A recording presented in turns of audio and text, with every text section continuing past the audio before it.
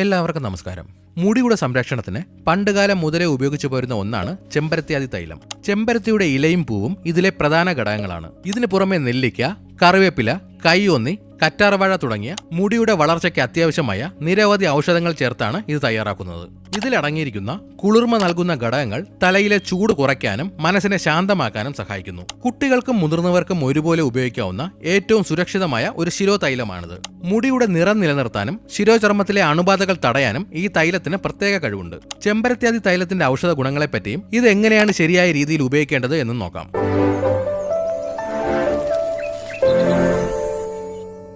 ചെമ്പരത്തിയിൽ അടങ്ങിയിരിക്കുന്ന വിറ്റാമിനുകളും അമിനോ ആസിഡുകളും മുടിയുടെ വേരുകളെ ബലപ്പെടുത്തുന്നു. ഇത് മുടി വേരിൽ നിന്ന് അടർന്നു പോകുന്നത് തടയുകയും പുതിയ മുടികൾ വളരാൻ സഹായിക്കുകയും ചെയ്യുന്നു. ഇതിലെ ആന്റി ബാക്ടീരിയൽ, ആന്റി ഫംഗൽ ഗുണങ്ങൾ ശിരോചർമ്മത്തിലെ താരൻ പൂർണ്ണമായും ഇല്ലാതാക്കുന്നു. തലയോട്ടിയിലെ ചൊറിച്ചിലും ചുവന്ന തടുപ്പുകളും മാറ്റാൻ ഈ തൈലം മികച്ചതാണ്.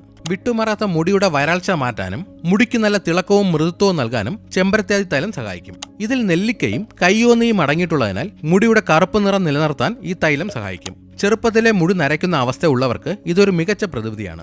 അമിതമായ മാനസിക സമ്മർദ്ദമോ വെയിലോ മൂലം തലയിലുണ്ടാകുന്ന ചൂട് കുറയ്ക്കാൻ ഈ തൈലം സഹായിക്കുന്നു. ഇത് കണ്ണുകൾക്ക് കുളിർമ നൽകുകയും തലവേദനയിൽ നിന്ന് ആശ്വാസം നൽകുകയും ചെയ്യുന്നു. ചെമ്പരത്തിയാതി തൈലം ചെറുതായി ചൂടാക്കി തലയോട്ടിയിൽ തേച്ചു പിടിപ്പിക്കുക. ഇത് 10 മിനിറ്റ് പതിയെ മസാജ് ചെയ്യുന്നത് രക്തയോട്ടം വർദ്ധിപ്പിക്കാനും മുടി വളർച്ച ഇരട്ടിയാക്കാനും സഹായിക്കും.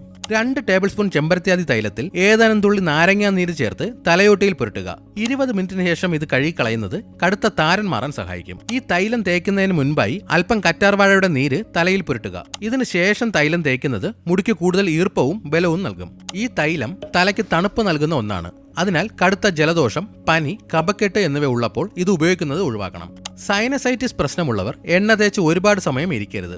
എണ്ണ തേച്ച ശേഷം ചെറുപയർ പൊടിയോ താളിയോ ഉപയോഗിച്ച് കഴുകുന്നതാണ് മുടിയുടെ ആരോഗ്യത്തിന് ഏറ്റവും നല്ലത്.